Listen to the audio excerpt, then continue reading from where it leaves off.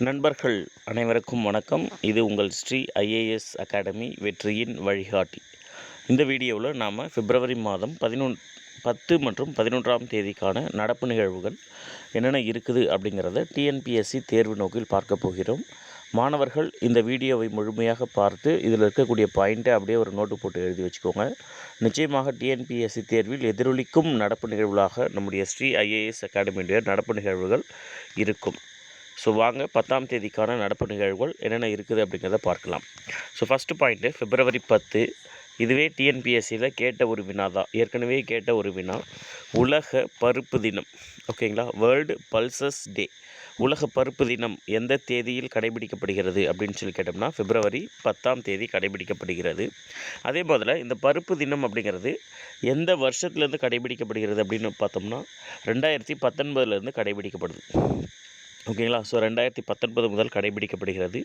இந்த ஆண்டு 2024ஆம் ஆண்டிற்கான பருப்பு தினத்தினுடைய கருப்பொருள் என்ன சார் அப்படின்னு சொல்லி பார்த்தோம்னா, pulses nourishing soil and people.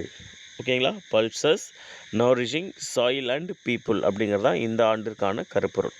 அதே மாதிரி இந்த பாயிண்ட்டும் முக்கியமான ஒரு பாயிண்ட் தான். 2016ஆம் ஆண்டு ஐக்கிய நாடுகள் சபையால், அதாவது ஐநா சபையால் சர்வதேச பருப்புகள் ஆண்டாக கடைபிடிக்கப்பட்டது. இப்போ மாணவர்களுக்கான கேள்வி, சர்வதேச சிறுதானியங்கள் ஆண்டாக ஐநா சபை எந்த ஆண்டை அறிவித்திருந்தது? இது உங்களுக்கான கேள்வி. மாணவர்கள் வீடியோ பார்க்கக்கூடிய அனைவருமே இதற்கான விடையை கமெண்ட் பாக்ஸில் கமெண்ட் பண்ணுங்கள். ரைட். ஸோ இரண்டாவது பாயிண்ட்டு, மத்திய அரசாங்கத்தினுடைய ஒரு மிக முக்கியமான திட்டம் பற்றி பார்க்க போகிறோம். அதாவது பிஎம் மத்திய கிசான் சம்ரிதி ஷா யோஜனா. ஓகேங்களா? மத்திய கிசான் சம்ரிதி ஷா யோஜனா அப்படின்னு சொல்லக்கூடிய ஒரு திட்டம். இந்த திட்டம் எதற்கானது அப்படின்னு சொல்லி பார்த்தீங்க அப்படின்னா, மீன்கள் மற்றும் கடல்வாழ் உயிரினங்களுடைய கட்டமைப்பை மேம்படுத்துவதற்காக. அதாவது மீன்கள் மற்றும் கடல்வாழ் உயிரினங்கள் இது எல்லாமே இருக்குது இல்லைங்களா? ஸோ இவற்றுடைய கட்டமைப்பு, இவற்றுடைய பாதுகாப்பு, இவற்றுடைய பல்லுயிர் பெருக்கம், இந்த எல்லாத்தையுமே மேம்படுத்துவதற்காக பிஎம் மத்திய கிசான் சம்ரிதி ஷா யோஜனா அப்படிங்கக்கூடிய ஒரு திட்டத்தை 2024ஆம் ஆண்டு மத்திய அரசு உருவாக்கியிருக்கிறது. இந்த திட்டத்திற்கு மத்திய அமைச்சரவை ஒப்புதல் அளித்திருக்கிறாங்க. யூனியன் கேபினெட் என்ன பண்ணுறாங்க அப்படின்னா, இதுக்கு அப்ரூவல் கொடுத்துருக்காங்க. ஸோ பிஎம் மத்திய கிசான் சம்ரிதி ஷா யோஜனா திட்டத்திற்கு மத்திய அமைச்சரவை ஒப்புதல். ஸோ இது ஒரு பாயிண்ட் ஞாபகம் வச்சுக்கோங்க. அதற்கடுத்தது இன்சாட் 3DS வகை செயற்கைக்கோள், வானிலை செயற்கைக்கோள், வானிலை ஆய்வுக்காக ஏவப்படக்கூடிய தகவல் தொழில்நுட்பம் சார்ந்த ஒரு செயற்கைக்கோள்.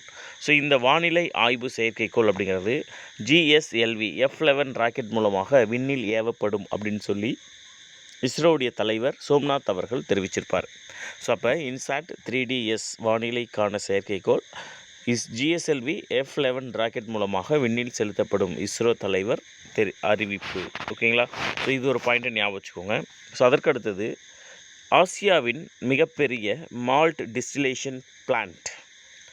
ஓகேங்களா? ஆசியாவின் மிகப்பெரிய மால்ட் டிஸ்டிலேஷன் பிளான்ட். அதாவது மால்ட் அப்படின்னா நம்ம கோதுமை, பார்லி மாதிரி மால்ட் அப்படிங்கிறது ஒரு வகையான பல்சஸ், ஓகேவா? ஒரு வகையான தானிய வகை தான். இந்த தானிய வகையை பதப்படுத்தி அதன் மூலமாக நொதித்தல் அப்படிங்கிற அந்த வினை மூலமாக எரிசாராயம் தயாரிக்கக்கூடிய ஒரு திட்டம். அதுதான் இந்த மால்ட் டிஸ்டிலேஷன் பிளான்ட் அப்படிங்கிறது. ஸோ ஆசியாவிலே மிகப்பெரிய இந்த பிளான்ட்டை நாக்பூரில் துவங்கியிருக்கிறார்கள். ஸோ ஞாபகம் வச்சுக்கோங்க, Asia's largest malt distillation plant was opened at Nagpur, Maharashtra. ஓகேவா? ரைட். ஸோ அதற்கு அடுத்தது அபுதாபி தெரியும், UAE அப்படின்னு நம்ம படிச்சிருப்போம், ஐக்கிய அரபு அமீரகம். ஸோ மொத்தம் 7 நாடுகள் சேர்ந்தது தான் இந்த ஐக்கிய அரபு அமீரகம். இதில் ஒரு நாடு தான், இதில் ஒரு கண்ட்ரி தான் அபுதாபி அப்படிங்கிறது. ஸோ இந்த அபுதாபியில் முதல் இந்து கோவிலை நம்முடைய பாரத பிரதமர் மோடி அவர்கள் திறந்து வச்சுருப்பாங்க. ஸோ அபுதாபியில் முதல் இந்திய கோவில், UAEயோட தலைநகரம் தான் அபுதாபி. ஸோ அதனுடைய முதல் இந்து கோயில் பாரத பிரதமர் மோடி அவர்களால் திறந்து வைக்கப்பட்டிருக்கும். ஸோ அதற்கடுத்தது இல்ஹாம் அலியவ் அப்படிங்கிறவர் அசர்பைஜான் நாட்டினுடைய, ரைட், நல்லா ஞாபகம், அசர்பைஜான் நாட்டினுடைய புதிய அதிபராக தேர்வு செய்யப்பட்டிருக்காரு இல்ஹாம் அலியவ் அப்படிங்கிறவர். ஸோ இல்ஹாம் அலியவ் அஜர்பைஜான் நாட்டினுடைய புதிய அதிபராக தேர்வு செய்யப்பட்டிருக்காரு. இந்த அஜர்பைஜான் நாட்டினுடைய தலைநகரம் என்ன அப்படின்னா பாக்கு. இது பிகேன்னு இருக்கும், பட் ஆனால் இதுதான் நான் எழுதுகிறேன் பாருங்கள், இதுதான் பாக்கு. இதுதான் அஜர்பைஜான் நாட்டினுடைய தலைநகர். அதே மாதிரி அந்த நாட்டினுடைய நாணயம் தான் மானட். MANAT மானட் அப்படிங்கிறது ஞாபகம் வச்சுக்கோங்க. இல்ஹாம் அலியவ் அஜர்பைஜான் நாட்டினுடைய புதிய அதிபராக தேர்வு செய்யப்பட்டிருக்கார். ஸோ சென்னை ஓப்பன் 2024 டென்னிஸ் போட்டி. இது வந்து டென்னிஸ் விளையாட்டோடு தொடர்புடையது. ஓகேவா? So Chennai open 2024 tennis.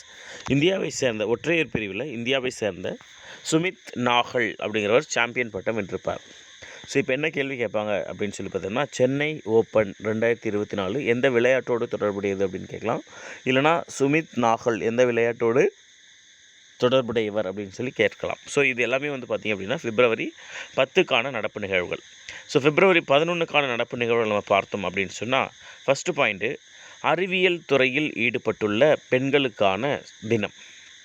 சரியா? February 11 அறிவியல் துறையில் ஈடுபட்டுள்ள பெண்களுக்கான தினம் அப்படின்னு ஒரு தினம் கடைபிடிக்கிறாங்க. இதனுடைய கருப்பொருள் தேடினவங்க இன்னும் கிடைக்கல. பட் நான் அப்படிதான் அப்டேட் ஆச்சுன்னா நான் ஒன்று உங்களுக்கு அப்டேட் பண்ணுறேன், மறக்காமல் நோட் பண்ணி வச்சுக்கோங்க. ரைட்டா? ஸோ அதற்கு அடுத்தது இன பாதுகாப்பு விருது 2023. இன பாதுகாப்பு விருது 2023 எந்த அமைப்புக்கு கொடுத்துருக்காங்க அப்படின்னு சொல்லி பார்த்தோம்னா, பர்கூரில் இருக்கக்கூடிய, அதாவது ஈரோடு மாவட்டம் பர்கூரில் இருக்கக்கூடிய நாட்டு மாடு ஆராய்ச்சி மையத்துக்கு கொடுத்துருப்பாங்க. சரிங்களா? ஸோ பர்கூரில் நாட்டு மாடு ஆராய்ச்சி மையம் ஒன்று 2015ஆம் ஆண்டு துவங்கியிருக்கிறாங்க தமிழ்நாடு அரசு. நாட்டு மாடு இன ஆராய்ச்சி மையம் பர்கூரில், ஈரோடு மாவட்டம் பர்கூரில் 2015 தொடங்கியிருக்காங்க. அவங்களுக்கு தான் 2023ஆம் ஆண்டிற்கான இன பாதுகாப்பு விருது மத்திய அரசாங்கத்தால் அறிவிக்கப்பட்டிருக்கும். ஸோ அதுக்கு அடுத்த முக்கியமான பாயிண்ட்டு சமக்ரா சிக்ஷம். ஸோ சமக்ரா சிக்ஷா திட்டம் அப்படிங்கிறது SSA திட்டம் பார்த்துருப்போம் இல்லையா? SSA திட்டம், அதே மாதிரி RMSA திட்டம். ஸோ SSA சர்வ சிக்ஷா அபியான் திட்டமும், RMSA ராஷ்ட்ரிய மத்தியமிக் சிக்ஷா அபியான் திட்டமும் ப்ளஸ் டீச்சர் எஜுகேஷன், இது மூணும் சேர்ந்தது தான் இந்த சமக்ரா சிக்ஷா அப்படிங்கிற சொல்லி திட்டம். இந்த திட்டம் 2018ஆம் ஆண்டு மத்திய அரசாங்கத்தால் துவங்கப்பட்டிருக்கும். 2018. இப்போ என்ன சார் இது கரண்ட் நியூஸ் அப்படின்னா, இந்த திட்டம் 2026 மார்ச் 31 வரை நீட்டிக்கப்படும் அப்படின்னு சொல்லி மத்திய அரசாங்கம் செய்திக்குறிப்பில் தெரிவிச்சிருக்கும். ஓகேவா? ஸோ சமக்ரா சிக்ஷா திட்டம் 2026 மார்ச் 31 வரை நீடிப்பு. சமக்ரா சிக்ஷா அப்படிங்கிறது எந்தெந்த திட்டங்களை உள்ளடக்கியது அப்படிங்கிறத ஞாபகம் வச்சுக்கோங்க. அதே மாதிரி அது வந்து எப்போ ஓப்பன் பண்ணாங்க, எப்போ துவங்கினாங்க அப்படிங்கிறதையும் ஞாபகம் வச்சுக்கிறீங்க. ரைட்? ஸோ அதற்கடுத்த முக்கியமான பாயிண்ட்டு, இன்றைக்கி நம்ம எல்லாருமே வந்து ஆன்லைனில் பேமெண்ட் பண்ணுறோம். ரைட்டா? ஸோ ஆன்லைனில் பேமெண்ட் பண்ணும்போது யூபிஐன்னு ஒரு நம்பர் நம்ம வாங்கியிருப்போம். ஸோ யூபிஐ கோடு, அந்த யூபிஐ கோடு இருந்துச்சுன்னா ஸ்கேனரே தேவையில்லை, நம்ம அப்படியே பே பண்ணிக்கலாம்னு கூட சொல்லியிருப்பாங்க. ரைட்? ஸோ யூபிஐ அப்படின்னா அதோடைய விரிவாக்கம் என்ன? இதுவும் ஒரு டைம் டிஎன்பிசியில் கேட்டிருப்பாங்க சார். யூபிஐனுடைய விரிவாக்கம் என்ன அப்படின்றது. ஸோ மறக்காமல் ஞாபகம் வச்சுக்கோங்க. யூபிஐ அப்படின்னா யூனிஃபைடு பேமெண்ட்ஸ் இன்டர்ஃபேஸ். ஓகேவா? யூனிஃபைட் பேமெண்ட் இன்டர்ஃபேஸ் திரும்ப நல்லா ஞாபகம் வச்சுக்கோங்க. ஸோ இந்த யூபிஐ சிஸ்டம் அப்படிங்கிறது இந்தியாவில் எப்போ தொடங்குறாங்க அப்படின்னு சொல்லி பார்த்தோம்னா 11/4/2016 தொடங்குறாங்க. ஓகேவா? 11 ஏப்ரல் 2016 தொடங்குறாங்க யூபிஐ இந்தியாவில் ஃபஸ்ட்டு. இந்த யூபிஐ எல்லாம் கட்டுப்படுத்தக்கூடிய அதிகாரமிக்க அமைப்பு எது அப்படின்னு சொல்லி பார்த்தோம்னா NPCI அப்படின்னு சொல்லக்கூடிய அமைப்பு. ஓகேவா? நம்ம அனுப்பக்கூடிய அனைத்து பண பரிவர்த்தனைகளையும் கண்காணிக்கக்கூடிய ஒரு அமைப்பு NPCI, national payments corporation of India அப்படின்னு சொல்லக்கூடிய ஒரு அமைப்பு. இந்த அமைப்பு பார்த்திங்க அப்படின்னா 2008 தொடங்குறாங்க. மும்பையில் இதோட தலைமையகம் செயல்பட்டுட்டு வரும். ஓகே? ஸோ அனைத்து ஆன்லைன் பண பரிவர்த்தனைகளையும் இவங்க தான் கண்காணிக்கிறாங்க. ஸோ அதுக்கு அடுத்தது கியாசனூர் வன நோய் அப்படின்னு அழைக்கப்படக்கூடிய நோய் எது அப்படின்னு கேட்பாங்க. குரங்கு அம்மை. ஓகேவா? கியாசனூர் வன நோய் அப்படின்னு அழைக்கப்படக்கூடிய நோய் குரங்கு அம்மை.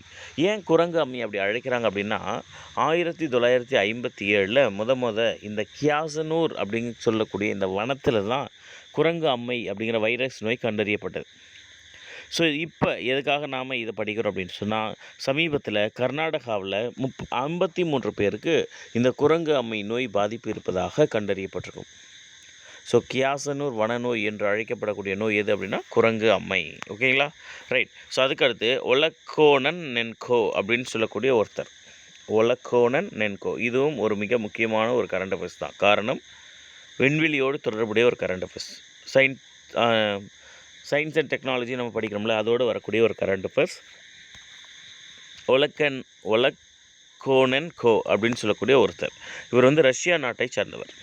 எதுக்காக நம்ம இவரை பற்றி படிக்கிறோம் அப்படின்னா, ஒலக்கோனன் கோவை பற்றி படிக்கிறோம் அப்படின்னா, இவர் வந்து விண்வெளியில் அதிக நாட்கள் தங்கியிருந்து சாதனை படிச்சிருப்பார். உலக சாதனை செஞ்சிருப்பார். மொத்தம் எத்தனை நாட்கள் தங்கியிருக்கார் அப்படின்னா 878 நாட்கள் 12 மணி நேரம் தங்கியிருக்கார். ஸோ அப்போ 878 நாட்கள் அப்படின்னா நியர்லி 2.5 months கிட்ட இருக்குது, 2.5 years கிட்ட ஆகுது. ரைட்டா? ஸோ ஒரேடியாக தங்கியிருந்தார் அப்படின்னா கிடையாது, இடையில 5 முறை விண்வெளிக்கு போயிட்டு வந்திருக்காரா இவர்.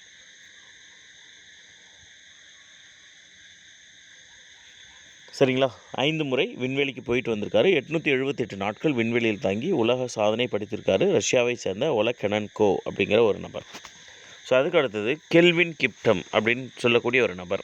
இவரும் ஒரு நபர் தான். கெல்வின் கிப்டம் அப்படிங்கிறவர் கென்யா நாட்டை சேர்ந்தவர். கென்யா நாட்டை சேர்ந்த மரத்தான் ஓட்டப்பந்தய வீரர்.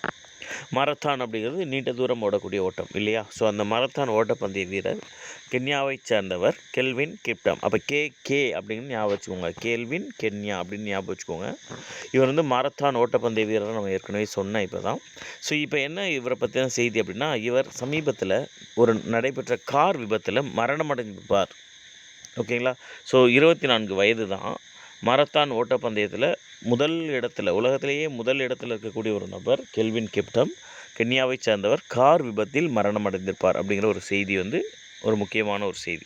ஸோ அப்போ விளையாட்டு வீரர்கள் விளையாடு தொடர்போடு பொறுத்துக அப்படின்னு கேட்கும் பொழுது நாம் இந்த கேள்விக்கெல்லாம் நம்ம ஈஸியாக ஆன்சர் பண்ணிக்கலாம். ரைட்? ஸோ கவனிச்சுக்கோங்க. ஒரு டைமு என்ன கண்டென்ட் கொடுத்துருக்கணும் அதை எந்த விதமான மிகைப்படுத்தலும் இல்லாமல் அப்படியே நீங்கள் உங்கள் நோட்டில் எழுதி வச்சுக்கோங்க. நமக்கு ரிவைஸ் பண்ணுறதுக்கு அது ரொம்ப ஹெல்ப்ஃபுல்லாக இருக்கும். ஓகேவா? ஸோ தொடர்ந்து இணைந்திருங்கள். நம்ம அடுத்தடுத்த நடப்பு நிகழ்வுகளை பதிவிடுறோம். குரூப் 4 தேர்விற்கு தேவையான மிக முக்கியமான குறிப்புகளும் பதிவிடுறோம். Wish you all the best. Thank you.